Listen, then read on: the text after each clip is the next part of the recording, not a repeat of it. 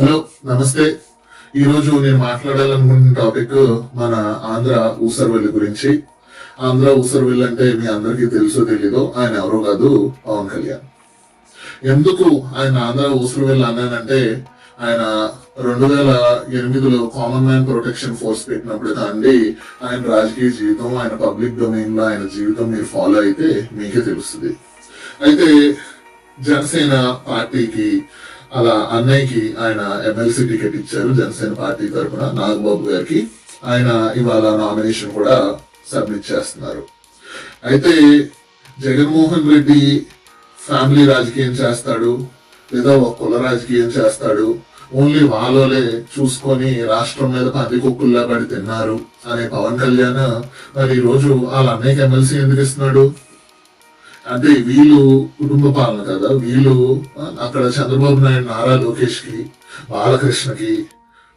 బాలకృష్ణ పెద్దల్లుడికి, ఇక్కడ పవన్ కళ్యాణ్ వాళ్ళ అన్నయ్యకి ఏంటి వీళ్ళందరూ ఫ్యామిలీ బిజినెస్ ఏంటి? ఇదేమన్నా ఫ్యామిలీ వెంచరా మన స్టేట్? ఇలా ఫ్యామిలీలు ఇన్వెస్ట్లు చేసుకుని డబ్బులు సంపాదించడానికి. అయినా నాకు ఒకటి అర్థం కాదు, మెగా ఫ్యామిలీ ఏదైతే ఉందో అది ఇంకెన్ని రోజులు ఈ తెలుగు రాష్ట్రాలను పట్టి పీడించుకొని తింటారు?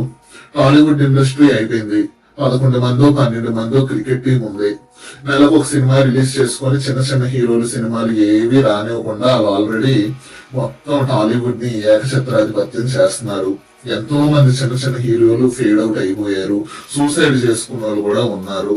ఇప్పుడు ఇంకా పాలిటిక్స్ మిగిలిపోయి ఆంధ్ర పాలిటిక్స్. ఇప్పుడు చిన్న అన్నయ్య వస్తున్నాడు నాగబాబు జనసేన తరపున ఎమ్మెల్సీగా, పెద్ద అన్నయ్య కొన్ని రోజులు అయ్యాక బీజేపీ తరపున రాజ్యసభకి వెళ్తాడు. ఆ తర్వాత ఇంకెవరన్నా రావచ్చు, సాయిధరం తేజ్ వస్తాడేమో. ఏంటి అసలు రాష్ట్రంలో ఏం జరుగుతుంది? వీళ్ళు కుటుంబ పాలన చేసుకోవడానిక? వీళ్ళు చెప్పేవన్నీ శుద్ధులు. ఇదే జగన్మోహన్ రెడ్డి తల్లిని చెల్లిని కూడా దూరం పెట్టాడు, కుటుంబ పాలన అనే ముద్ర రాకూడదు అనేసి. వేరే దగ్గర వాళ్ళందరూ కలిసి షర్మిల భర్త అనిల్ కుమార్ ఏదైతే భూములు అడిగారో అది సంతకం పెట్టినందుకు ఇంత గొడవ జరిగింది. ఈ రోజు ఇదే పవన్ కళ్యాణ్ తల్లిని చెల్లిని దూరం పెట్టాడు అనేసి జగన్మోహన్ రెడ్డిని తెలుపుతున్నాడు. అవును, దూరం పెట్టాడు. ఎందుకంటే కుటుంబ పాలన లేదా ఇలాగా వేరే వాళ్ళు ల్యాండ్లు డబ్బులు నొక్కడానికి ఒప్పుకోలేదు, ఆయనకి ఇష్టం లేదు. కానీ నువ్వు చూస్తే అలా లేదు. మెగా ఫ్యామిలీ మొత్తం ఇండస్ట్రీ అంతా ఎలాగో దోచుకు తిన్నారు. ఇప్పుడు రాజకీయాలు మిగిలిపోయాయి. నిజంగా రాష్ట్రంలో జరుగుతున్న రాజకీయం సిగ్గుచేటు. ఏంటంటే 4 మీడియా ఛానళ్లు, 2 న్యూస్ పేపర్లు ఉన్నాయి. వీళ్ళు ఏది మాట్లాడితే అదే నిజమని జనాలకు చూపించడానికి. అదే వేరే ఆంధ్ర ప్రజలు ఉన్నారు, చదువుకున్న మూర్ఖులు. ఆ 4 మీడియా ఛానళ్లు, 2 న్యూస్ పేపర్లో ఏది చూపిస్తే అదే నిజమని నమ్ముతారు, అదే ప్రోపగాండా అని నమ్ముతారు. అసలు పవన్ కళ్యాణ్ రాజకీయం మీరు ఫస్ట్ నుండి చూస్తే మీకు అర్థం కావట్లేదా? ఆయన అసలు ఎన్ని మాటలు ఒక్కోసారి ఒక్కో రకంగా మాట్లాడతాడు. ఎన్ని పార్టీలు మారాడు. 2014లో బీజేపీ టీడీపీతో కలిశాడు. ఆ తర్వాత మాయావతి సిపిఐ సిపిఎంలతో కలిశాడు. పాచిపోయిన లడ్డూలు అన్నాడు. టీడీపీ నన్ను మా మమ్మీ డాడీయాల్ని తిట్టింది అన్నాడు. ఏబిఎన్ న్యూస్ డిబేట్ లో నన్ను అరాచకంగా నా ఫ్యామిలీని అంతా తిట్టారు అన్నాడు. వాళ్ళతో కలిసి ఇప్పుడు 2024లో మళ్ళీ పోటీ చేశాడు. పోటీ చేయడమే కాదు, అసెంబ్లీలో 15 ఏళ్ళు ఈ కూటమి ప్రభుత్వం కలిసే ఉంటది అన్నాడు. ఎందుకంటే ఈయన ఎమ్మెల్యే అవ్వడం కోసం, అలానే ఈయన ఎమ్మెల్సీ చేసుకోవడం కోసం, ఆ కుటుంబాన్ని ఒక రాజకీయాల్లో కూడా మెగా ఫ్యామిలీని తీసుకురావడం కోసం, రాష్ట్రం మీద పడి దోచుకోవడం కోసం ఆయన రాజకీయం చేస్తున్నాడు. ఒకసారి క్రిస్టియన్ అంటాడు, నా కూతురు బ్యాప్టైజ్ అయ్యింది అంటాడు, రష్యన్ ఆర్థోడాక్స్ చర్చ్ అంటాడు, ఇప్పుడు సనాతన ధర్మం అంటున్నాడు. ఇంతకు ముందు సౌత్ రాష్ట్రాల్ని కేంద్రం నిర్లక్ష్యం చేస్తుంది, పాచిపోయిన లడ్డూలు ఇచ్చారు అన్నాడు. ఇప్పుడు సౌత్ కి నార్త్ కి మధ్య వ్యత్యాసం ఉండకూడదు అంటున్నాడు. ఆయన మాట్లాడే మాటలు ఎలా ఉంటాయో నేను చెప్పడం కాదు, మీరు బహుశా మర్చిపోయి ఉంటే ఈ వీడియో మీకు గుర్తుగా చూపిస్తాను, చూడండి. వేరు చేయను, మత్స్యకారులకి షెడ్యూల్ ట్రైబ్స్ కి గొడవలు పెట్టను, కాపులకి బీసీలకి గొడవ పెట్టను, తెలుగుదేశం పార్టీ లాగా వర్గీకరణ పేరు చెప్పి మాల కులస్తులకి మాదిగ కులస్తులకి గొడవ పెట్టను, చంద్రబాబు నాయుడు గారు లాగా ముస్లింలని కేవలం ఓట్ బ్యాంక్ గా చూసి ముస్లింలకి వారిని మతం పేరు మీద చెప్పి వారికి అభివృద్ధి లేకుండా అలా పెట్టే వ్యక్తితో నేను భారతీయ జనతా పార్టీ లాగా చేయను. ఈ రోజు నేను కోరుకున్నాను భీమవరం నుంచి చాలా బాధగా ఉంది మాట మాట్లాడడానికి. కనీసం ఆంధ్ర భావన ఎలాగో లేదు, కనీసం కుల భావనను తెచ్చుకుని బాగు చేయండి రాష్ట్రాన్ని. నిజంగా మనస్ఫూర్తిగా చాలా బాధతో చెప్తున్నాను ఈ మాట. గాజువాకలో నిలబడండి సార్. భీమవరంలో నిలబడండి సార్, రేపొద్దున చెప్తారు మీరు పిఠాపురంలో నిలబడండి సార్, అక్కడ నిలబడండి సార్. నేను అనుకో కులపరంగానే మాట్లాడదాం. ప్రతి కాపు కనుక నిజంగా వేస్తుంటే నేను భీమవరంలో ఓడిపోయాను కాదు, నేను గాజువాకలో ఓడిపోయాను, 2 చోట్ల గెలిచేవాడిని. కోరికలు ఉన్నాయి కదా, ఎవడు మా కులం నుంచి ముఖ్యమంత్రి అవ్వలేదు, మీరు ఓటేయండి అవి చూపిస్తాం. ఎందుకంటే కాపులు చాలా నిర్ణయాత్మకమైన శక్తి. తెలంగాణకి తెలంగాణ అన్న భావం ఉంటుంది, మా ఆంధ్రప్రదేశ్ కి దురదృష్టం ఏంటో దౌర్భాగ్యం తెలియదు. మాకు ఎప్పుడు కులాల భావం తప్ప మేము ఆంధ్రులు అనే భావన మాకు లేదు.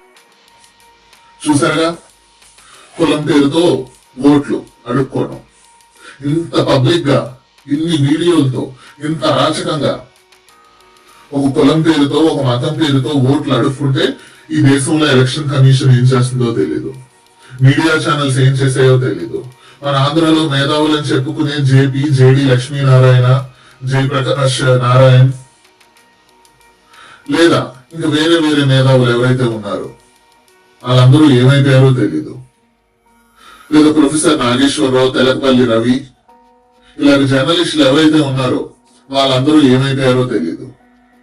ఒక రాజకీయ నాయకుడు ఎప్పుడు ఏం మాట్లాడతాడో తెలియని రాజకీయ నాయకుడు, ఒక ప్రిన్సిపల్ లేని రాజకీయ నాయకుడు, ఒక విలువలు లేని రాజకీయ నాయకుడు మీరు లజ్జగా ఒక కులం పేరుతో ఒక మతం పేరుతో ఇలా ఓట్లు అడుక్కొని పార్టీలతో పొత్తులు పెట్టుకొని ఎమ్మెల్యే అయిన నాయకుడు ఈ పెద్ద ఫ్యాన్స్, ఆయన ఏమన్నా అంటే మొత్తం అందరూ వచ్చేయడం, పవన్ కళ్యాణ్ అలా అంటారా, నారా లోకేష్ కూడా అయిపోవడం, ఈ న్యూస్ ఛానల్స్ లో డిబేట్లు పెట్టడం, పవన్ కళ్యాణ్ కార్పొరేటర్ అన్నారు అనేసి. దేనికి? అవును అంటారు, ఎందుకంటే ఆయన అసలు కార్పొరేటర్ కూడా పనికిరాడు, ఎందుకంటే ఒక విలువలు లేని రాజకీయ నాయకుడు, నిర్లజ్జగా రాజకీయం చేసే ఒక రాజకీయ నాయకుడు. కులం పేరుతో మతం పేరుతో రాజకీయాలు చేసే వాళ్ళతో ఏంటి మనకి? మనమే ఉన్నాము మన ఇంట్లో, మన పక్కింట్లో వాళ్ళు ఉన్నారు, మన నైబర్స్ ఉన్నారు, వాళ్ళకి పెద్ద కులపిచ్చి ఉందనుకుందాం, వాళ్ళు ఓన్లీ వాళ్ళ వర్గానికే వాళ్ళు మాట్లాడతారు, మిగతా మీతో మాట్లాడరు, మీ మొహం చూసినా పక్క తిప్పుకొని వెళ్ళిపోతారు. మీరు ఫీల్ అవుతారా లేదా? మనలాగా మన ఇంటి పక్కన వాళ్ళు మనకు తెలిసిన వాళ్ళే అలా ఉంటే ఫీల్ అయ్యే వాళ్ళం. రాష్ట్రానికి నాయకుడు అవ్వాలనుకుంటున్న ఒక నాయకుడు ఇంత కులపిచ్చితో ఇంత కుల రాజకీయం చేస్తుంటే ఆ నాయకుడు మనం ఎందుకు సపోర్ట్ చేస్తున్నాం? పోనీ ఇదంతా పక్కన పెట్టండి, పవన్ కళ్యాణ్ కంటే సిగ్గు లేదు, ఆయనకు ఓన్లీ ఎమ్మెల్యే అవ్వాలి, ఆ మెగా ఫ్యామిలీని రాజకీయాలకు కూడా తీసుకురావాలి, ఈ కుటుంబాన్ని రాజకీయాల్లోకి తీసుకొచ్చి కూడా పబ్బం గడుపుకోవాలని ఆయన అనుకుంటున్నాడు. That's fine. ఆయన సపోర్ట్ చేసే జన సైనికులకి ఏమైంది, వీర మహిళలకు ఏమైంది, ఆయన వెనకాల వెళ్ళే నాయకులకి ఏమవుతుంది? మీకన్నా సిగ్గుండక్కలా ఆయన సపోర్ట్ చేస్తున్నందుకు? అంటే కులపిచ్చిని మత విద్వేషాల్ని మీరు కూడా రెచ్చగొడుతున్నారుగా ఆయనకు సపోర్ట్ చేస్తూ. నిజంగా చెప్తున్నాను, మనం గనక పవన్ కళ్యాణ్ని, నాగబాబుని, ఆ ఫ్యామిలీని, లేదా ఈ కూటమి రాజకీయాల్ని, ఈ కుల రాజకీయాల్ని, మత విద్వేషాల్ని, ఆ 4 మీడియా ఛానల్ని, ఆ 2 న్యూస్ పేపర్లని గనక ఆపకపోతే వీళ్ళు బీజేపీతో కలిసి మన రాష్ట్రాన్ని అధపాతాలానికి తీసుకెళ్తారు. జగన్మోహన్ రెడ్డిని అధపాతాలానికి తొక్కడం కాదు, మన రాష్ట్రాన్ని, మన ఆంధ్ర ప్రజల్ని అధపాతాలానికి ఈ కూటమి గవర్నమెంట్ కుల మత రాజకీయాలతో, విద్వేషాలతో, ఈ మీడియా ప్రోపగాండాతో తీసుకెళ్తారు అనేసి నేను మీ అందరికీ గుర్తు చేస్తున్నాను. Thank you.